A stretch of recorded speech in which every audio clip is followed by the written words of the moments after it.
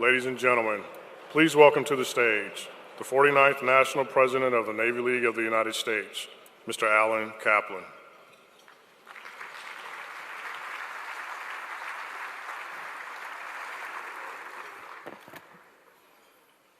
Good afternoon, everyone. Thank you, everyone, for joining us at our Sea Services Luncheon. We'd like to welcome our many distinguished guests here this afternoon, including our flag and general officers, industry executives, Navy League members, all of you in attendance. Thank you for being here. Thank you to General O'Shaughnessy for being here today. Appreciate it. Pleasure to have you here. Privilege.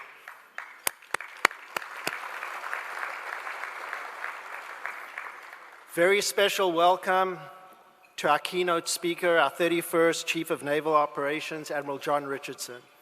CNO, it is an honor to be here with you today and to be in a position to support you and your sailors. Thank you for being here today, sir.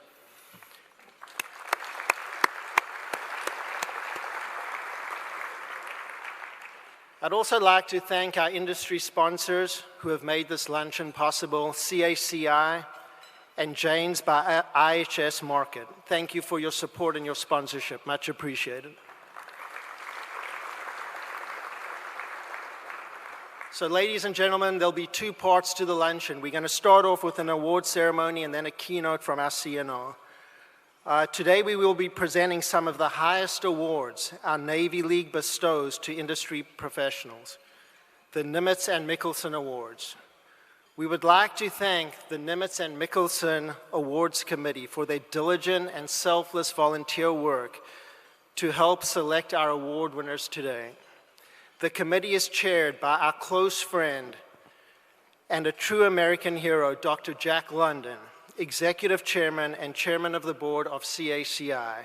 Thank you so much, Dr. London, for your support and all you do for our nation, our sea services, and their families. Thank you, sir.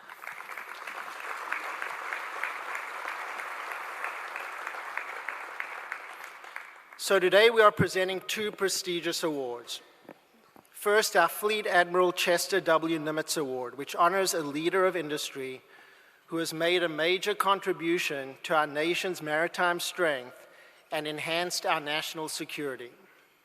And secondly, our Albert A. Mickelson Award.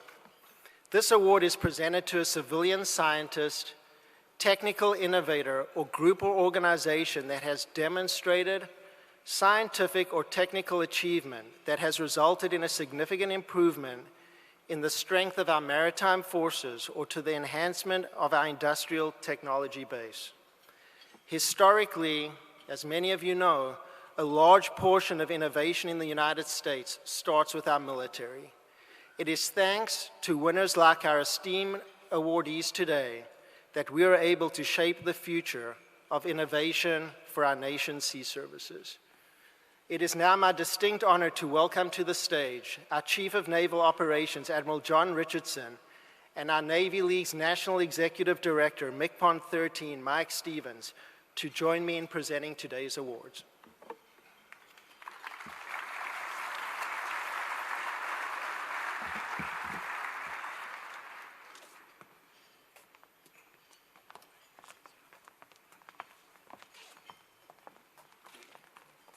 The Fleet Admiral Chester Nimitz Award honors a leader of industry who has made a major contribution to our nation's maritime strength and enhanced our national security, and who best exemplifies the leadership, statesmanship, and dedication to our country that was exhibited by the award's namesake, Fleet Admiral Chester W. Nimitz.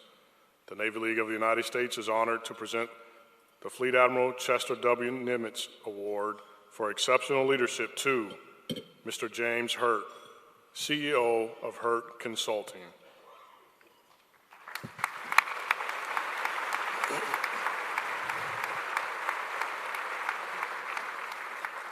In recognition of his commitment, steadfast dedication, and devotion to duty in support of our nation's safety and security as a leader in the defense industry, Mr. Hurt served 35 years in the United States Navy, with his final assignment prior to retirement being the 9th Master Chief Petty Officer of the Navy, the most senior enlisted position in the Navy.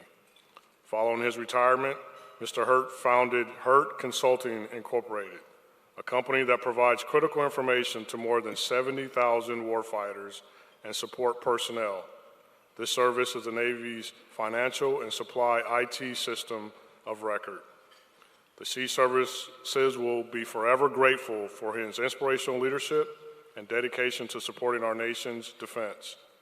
His service as a shining example of how industry should engage the government and military leadership to achieve the most capable and agile maritime fighting force.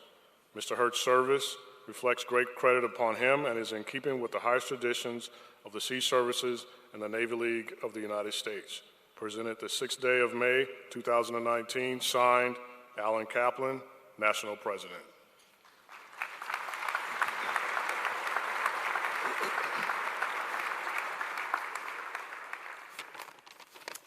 CNO, Nick Stevens, General and Flag Officers, shipmates, friends. Wow, unbelievable. I want to thank the Navy League of the United States for the very unexpected and incredibly humbling award. As a matter of fact, when Alan and Tish called me a few weeks ago about this, I was convinced they had the wrong number. I was fortunate enough to be able to spend 28 of my 35 years in uniform as a Chief Petty Officer. The most enduring thing I learned as a chief was that in organizations united by a common purpose, with a common set of values, a creed in the case of Chief Petty Officers, the sum successes of the individuals is dwarfed by the accomplishment of the whole. Now, I know my name is on this award, but with your permission, I'd like to accept the award on behalf of two groups of incredible folks that really made all that I do possible. The first is our team at Hurt Consulting. When former Fleet Master Chief Tom Hefty, former Command Master Chief Pete Thielen, and the best surface quartermaster in the Navy, Eric Miller, and I began Hurt, we built it on the idea that we wanted to be the best service provider and the best partner, providing the best customer experience in the business. We also vowed to share generously whatever bounty that such effort produced. That's what our entire team does day in and day out. Tom, Pete, Eric, along with the rest of our leadership team, lead an incredibly talented and hardworking team of professionals. Our company tagline, "It's our people," really says it all, and it is they who make all that I'm credited with doing possible. The second group is an incredible group of literally top 1%ers. We began working together over 20 years ago while still in uniform and formed a company after we retired, and I only half-jokingly say, so that we'd have a good excuse to give our wives so they'd let us continue hanging out together. In 2007, we formed Pinnacle 5. The folks I'm talking about are my 4 battle buddies: the 12th Sergeant Major of the Army, Jack Tilley, the 14th Sergeant Major of the Marine Corps, Al McMichael, the 13th Chief Master Sergeant of the Air Force, Jim Finch, and the 8th Master Chief Petty Officer of the Coast Guard, Vince Patton. I'm honored Al and Vince are here with us today. While in uniform, we fought both the Pentagon and Capitol Hill to get the things our people needed to do their jobs and to take care of their families. Once doing this gets into your blood, it's hard to get that bell unrung. Today, we continue to fight to make the veteran experience better. Every day I get to work with and joke with these leadership legends makes me a better person. My last Navy boss, Admiral VIRIN Clark, used to say, the job of leaders is to provide the canvas and the brushes for others to paint their pictures. I have been blessed beyond belief with ample opportunities to do just that. Just know it's the folks in these two incredible teams that provided me the brushes and canvas to paint my picture here today. Thank you and God bless.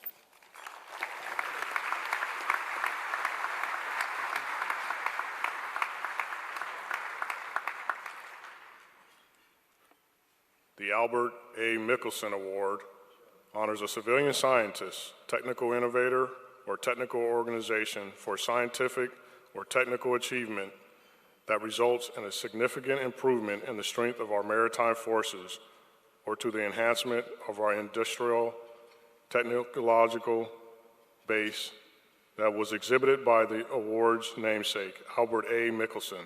The Navy League of the United States is honored to present the Albert A. Mickelson Award for Exceptional Leadership to Dr. Bruce G. Danley, Director of Research at the Naval Research Laboratory.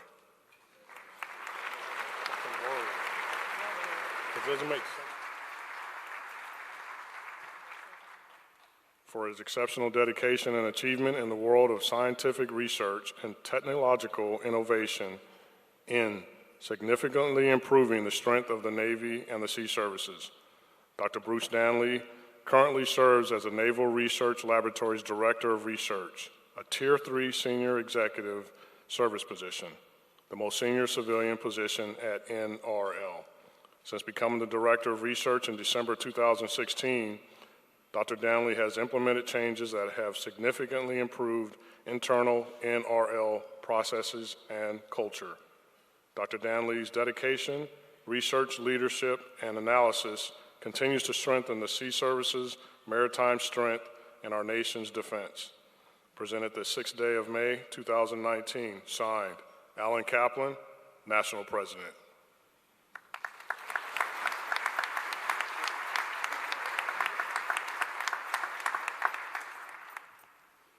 Okay, CNO, Mick Pond, Mr. Kaplan, and the Navy League, General Officers and Flag Officers, thank you for this award.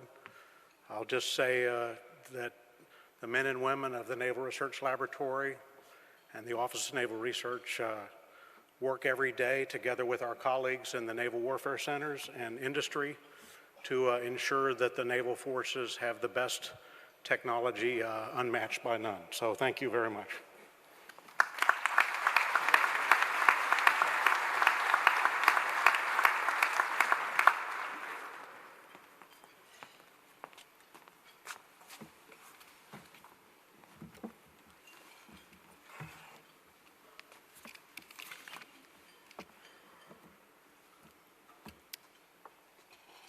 Two spectacular leaders, two wonderful awards. What do you say? Let's give them one more huge round of applause.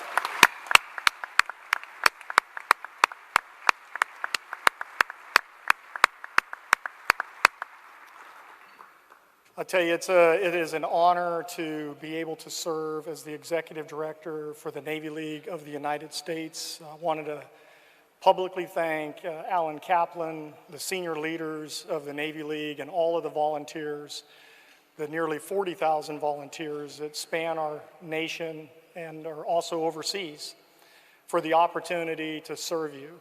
I hope to do well by you, and again, appreciate the honor.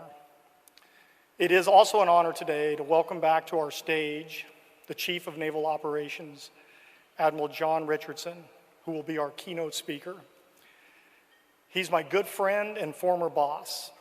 Admiral John Richardson began serving as the 31st Chief of Naval Operations in September of 2015. His staff assignments include Attack Submarine Division on the Chief of Naval Operations staff, Naval Aide to the President, Prospective Commanding Officer Instructor for Commander Submarine Forces, U.S. Pacific Fleet, Assistant Deputy Director.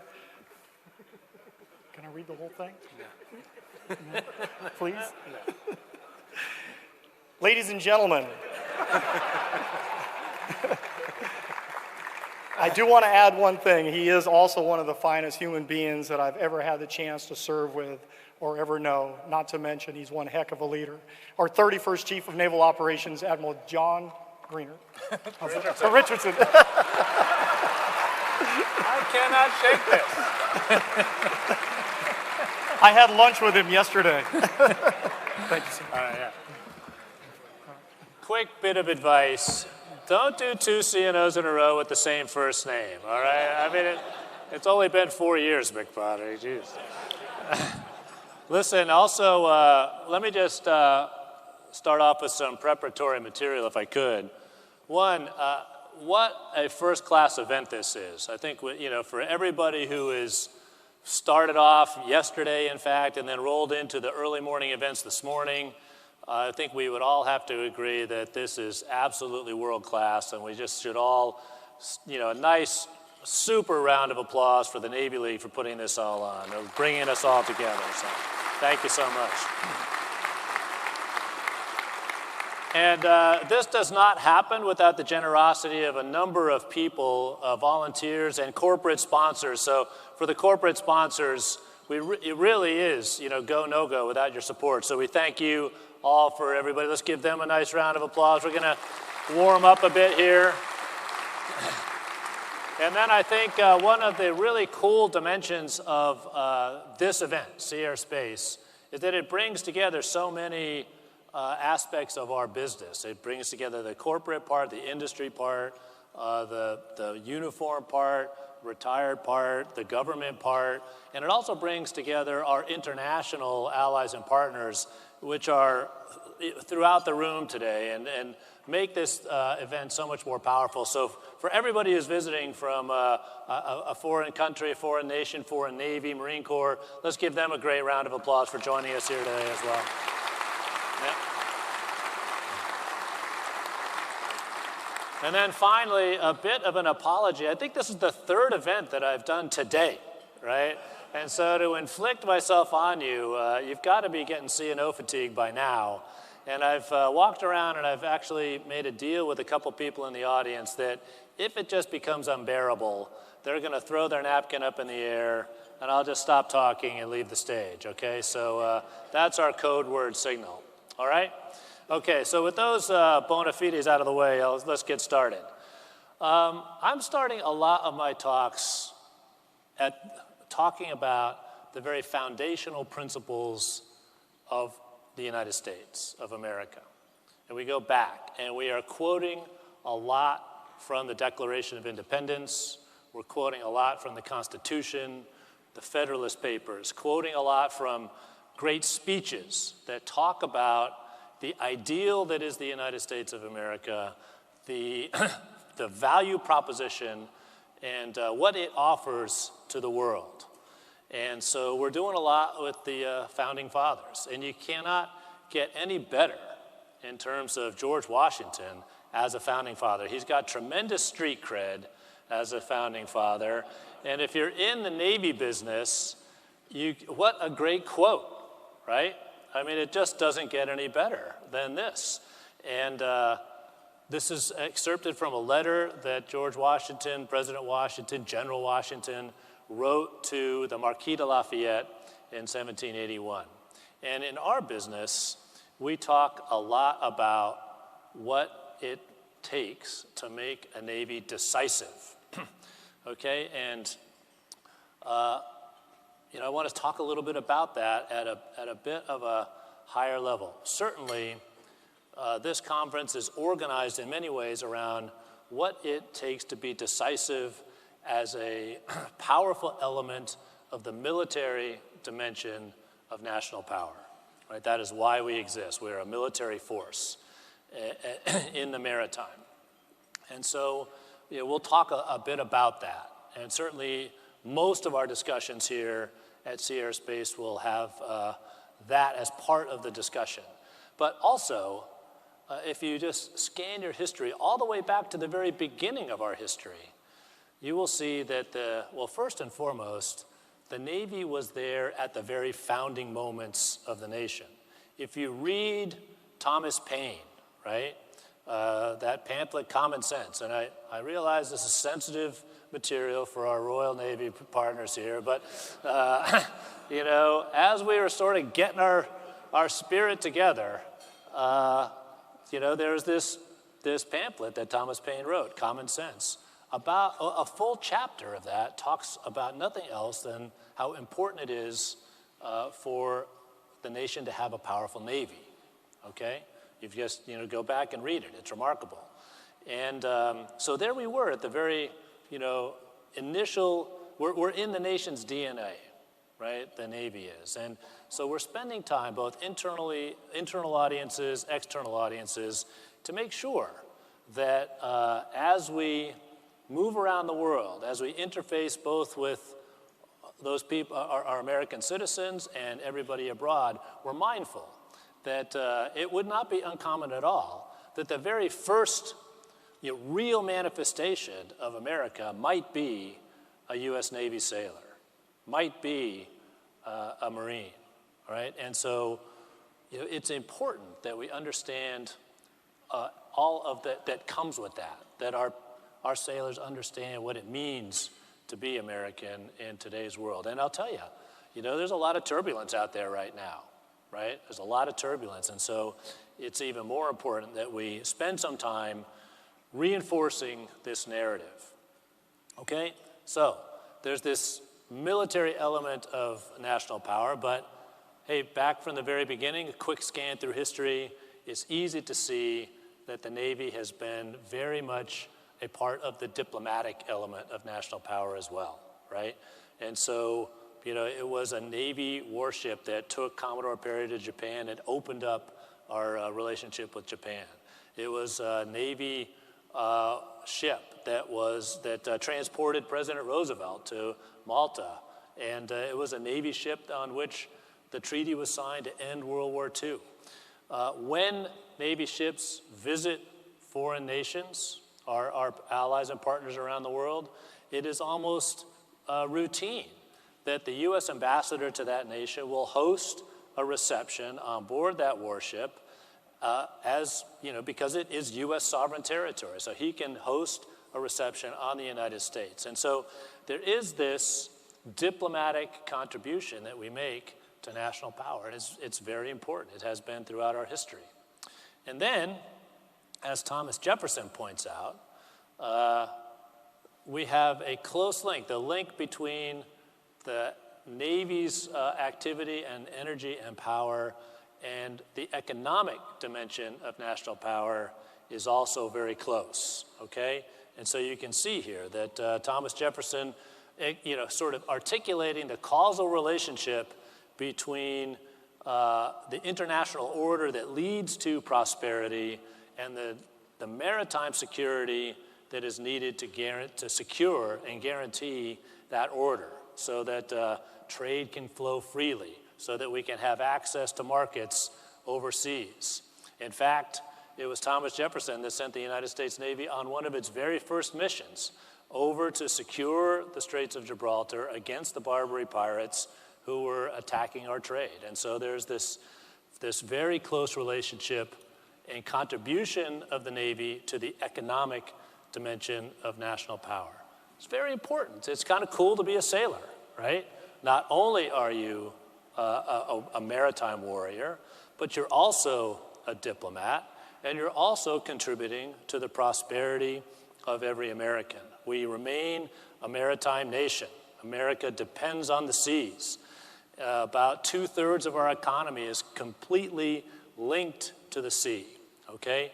And so all of those jobs, all of that flow of finance happens at sea. And you can see on this slide just some aspect of the interconnection that we have with the seas. In fact, a little bit of audience participation.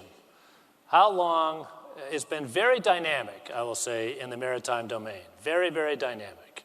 You hear about Moore's Law and exponential types of rates of change.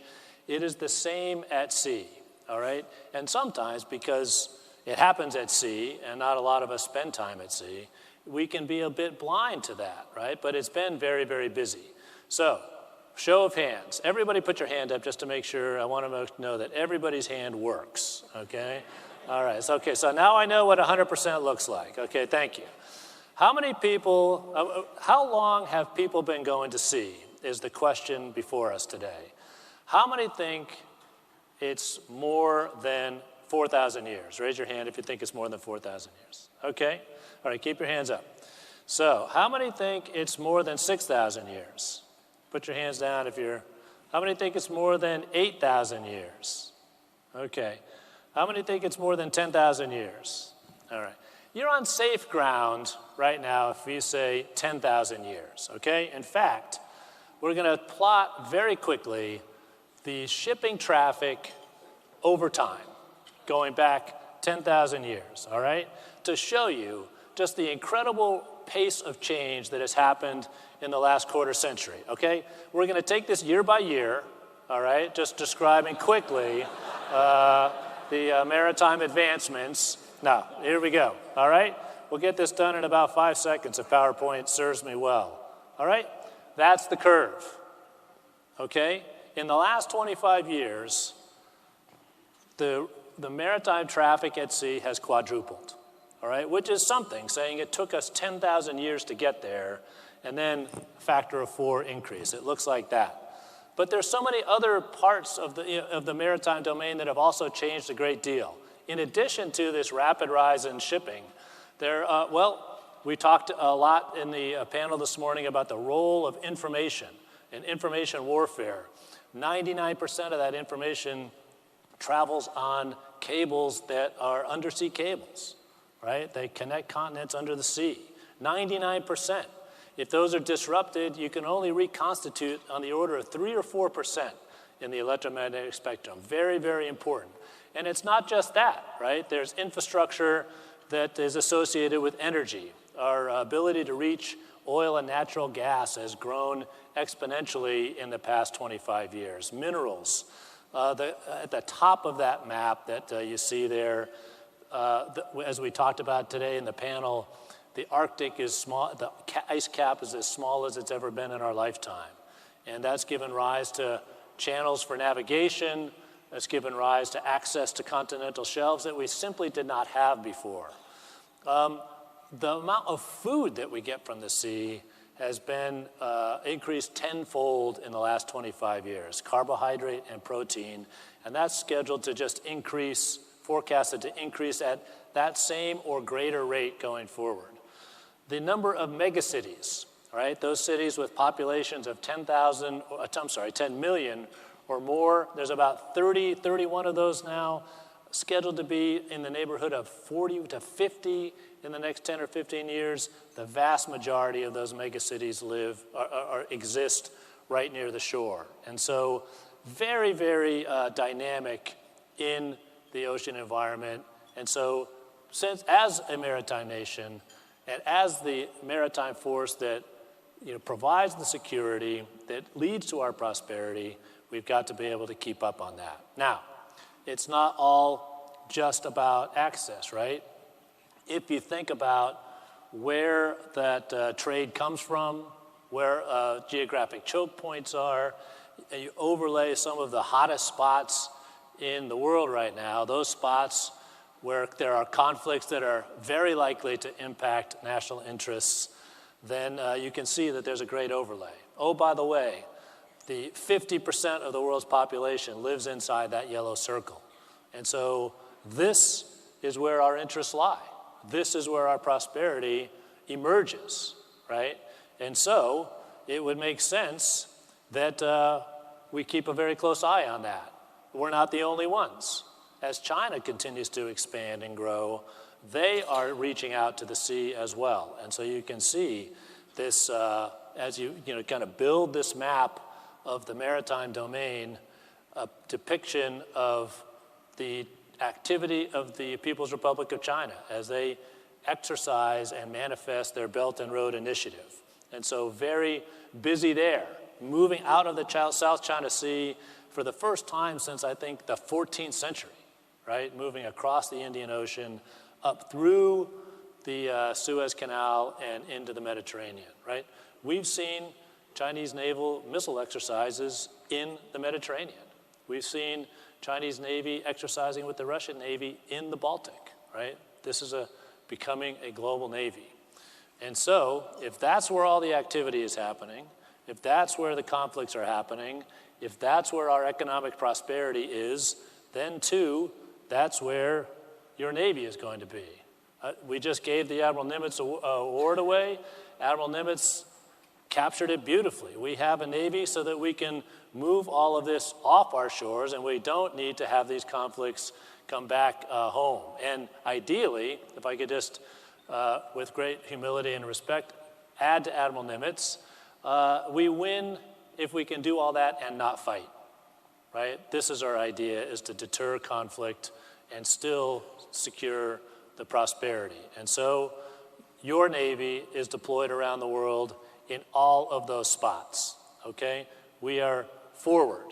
Your Navy, Marine Corps team, Coast Guard, the team that is really represented by the Sea Air Space exhibition here is forward, all right, in all of those hot spots. And you can just kind of see some of the activity in recent years, just a smattering of it, right, a sampling of what we've been up to. Going up to the Arctic Circle, certainly going more and more into the South China Sea. Why is the South China Sea important to us? Why do we read so much about it? A third of the world's trade flows through the South China Sea. Still, 90% of the world's trade flows by sea. A third of it goes through the South China Sea. Tens of trillions of dollars of U.S. trade flows through that body of water. It's extremely important that those lines of communication, those sea lanes, remain open. And so that's why the United States Navy's there, and that's why we're going to stay there. We've been there for 70 years, we're there now, and we're going to stay there. We just have too much of our national interests tied up in that part of the world. Okay?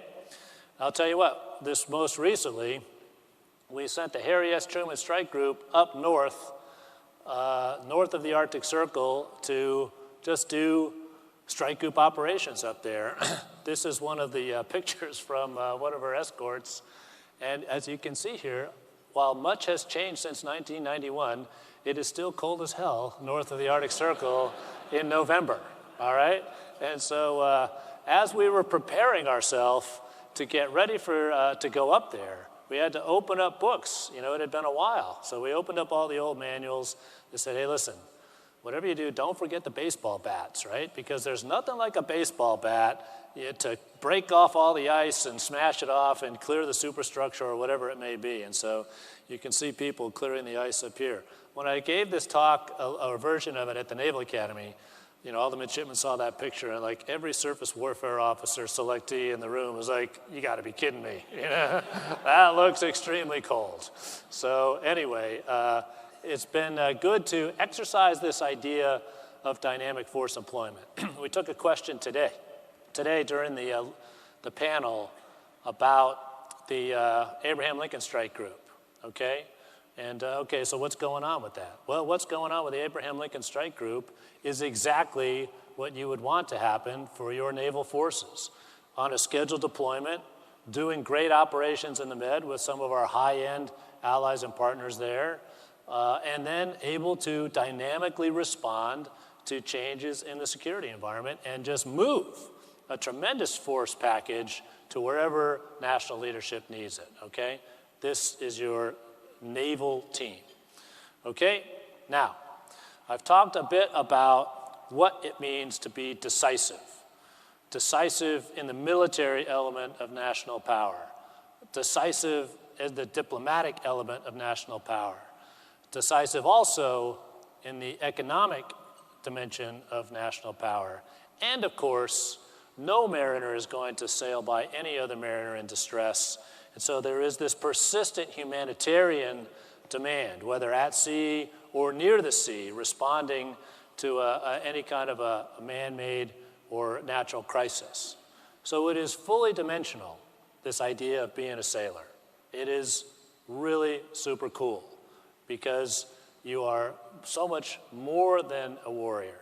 You are that, the penultimate warrior, but you are also a diplomat, also securing our prosperity, okay? The other part about this quote, though, is it talks about doing things not only definitive, but also honorable and glorious. And we're spending a lot of time. So the MCPON and I did a quick video today talking about how we are continuously refreshing our approach to leader development. And it's very important that our leaders are people of character and integrity, so that when we put them in front of our sailors to lead them, not only do they know their business, they are experts in warfighting, but also they are people that we would be proud for our sons and daughters to follow. And so we spend a tremendous amount of time on what it means to be honorable and glorious. The asymmetric, decisive advantage of our Navy is our people. And knock on wood, in a recovering economy, we have met our recruiting goals now for 12 and a half years straight, okay? It's a remarkable achievement. And in a recovering economy, when salaries are going up, you've got to ask yourself, why is that? Why is that? It's not because of salary. I can't compete on salary, right? Particularly for those new skill areas, coders, the cyber warriors, and so many other of our areas, skill areas. Oh, by the way, we're going to separate you from your family for 7 months in a year as you go and deploy, right? So what is it and our retention is really good too right now, very strong. So what is it? I think it's this idea of honorable and glorious, right? The value proposition that America represents, and the fact that we would hope that there is, if you buy into that there is no better organization in the world than the United States Navy to join and live a life that espouses those values, okay? And so this idea of life, liberty, and the pursuit of happiness, it's in the DNA of our nation, it's in the DNA of our Navy, and it's in the DNA of every one of our sailors. And so that is also very, very important. And I think that is what keeps bringing our America's very talented young people to join the Navy and continue to man our ranks, okay? I'll just sum it up with I mentioned Thomas Paine earlier. This is sort of the metric of success for the CNO, right?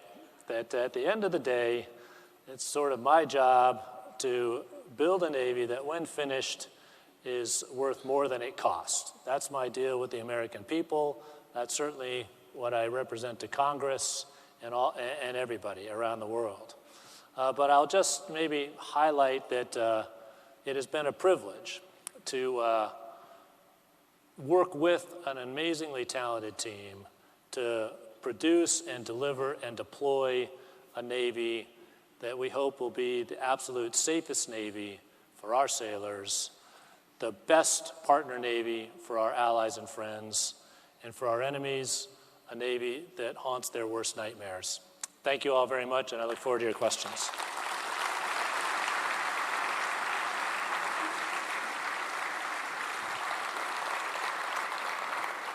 Ladies and gentlemen, if you have questions, there's 2 microphones located in the middle of the room.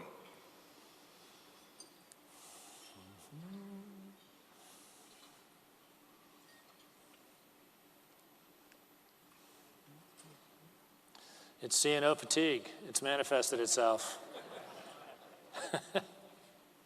Okay. All right, I don't see anybody moving to the microphones. Thank you all very much. Oh, wait, here's one. All right, so wait, we got all right, it's a mercy question.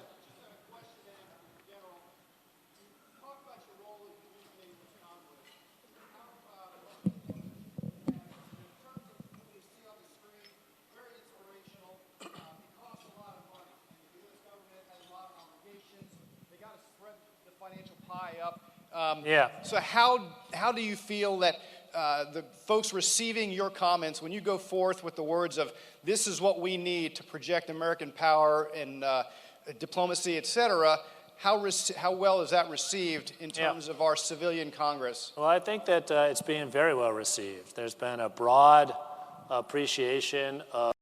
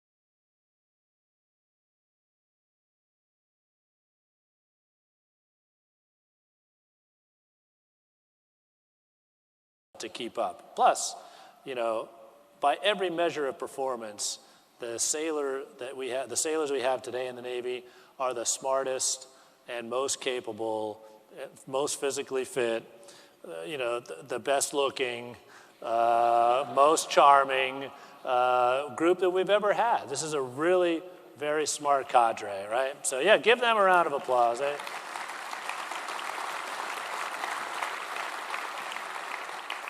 Okay, sir. Thank you for sharing your perspectives with us. If there's one thing that you might want to fix or enhance in your programs today, what might that be? Yep. And if so, is there anything that this group could help you Sure. in achieving that goal? Well, I'm a huge team player, and I see that there are just so many terrific ways that we can team together. So Dr. London asked if I could sort of get at one thing, what might that thing be, right, to fix? And I will tell you that, and I will just riff off of Secretary Lord, who got us started this morning at breakfast. We have got to get capability into the hands of our soldiers, sailors, airmen, and Marines faster, okay? And more and faster, right? So I use this chess analogy a lot, so I apologize if you've heard it before. But if I was to play Garry Kasparov for 1,000 games in chess, the tally at the end of that would be 1,000-0 Kasparov, okay? It would just be that straightforward because Kasparov is so much better trained than me. He's a better chess player. And if I asked him to take his bishops and knights off the board and maybe his rooks and then play it'd probably still be 1,000-0 Kasparov because he's that much better. But if I get Gary's queen and maybe half of his pawns, it starts to look like, I could take a game from Kasparov, right? Material matters. Mr. Kasparov is an exquisitely talented chess player, way more than me. But at some point, material overcomes all of that. And so I get worried when people say, hey, CNO, don't worry about a thing. It's good. Our sailors are so much better trained than theirs. Well, that's the margin that's far too close for my comfort level, okay? We need to make sure our sailors never go into a fair fight where we're relying on training. Or, don't worry, CNO, our sailors our culture, our people are so much more innovative than the adversary. Okay, that may be true, far too close of a margin. We need to get capability, decisive capability, into the hands of our forces faster, okay? And we all need to lean into this. And we're creating, as Secretary Lord said, it is not a matter of authorities. DOD 5000 could be better, but it is not an inhibitor. This is a human bias, right? And we need to just lean into this because I think it's one of our biggest strategic Achilles heels. We can get this done together if we team together. We're having those types of conversations, right? So we all need to lean into it. Sir. CNO, as you reflect over your Charles Tupard, as you reflect over your last 4 years, if you had to do it all over again, what 3 things would you do differently or change? 3 things? Sure. It's like a 10-page essay or something. No, I don't know. I don't know that I would look back and, it's a hypothetical situation. We had a great discussion about what it means to command this morning. And I hope that in hindsight, for those scenarios that face all of our commanders, the most that we can ask for them is that they are, they're experts at what they do, and that they understand their responsibilities and their accountability, and that they use their authority to get the maximum effect, right? When in command, command, okay? Use all the authority that you get. Do not be timid. And so I guess if there's any kind of looking back that I've done, I hope that people will say that the whole team, right, used these 4 years to get the Navy on track to not only compete but win in this great power environment. Okay? All right. Thank you all very much.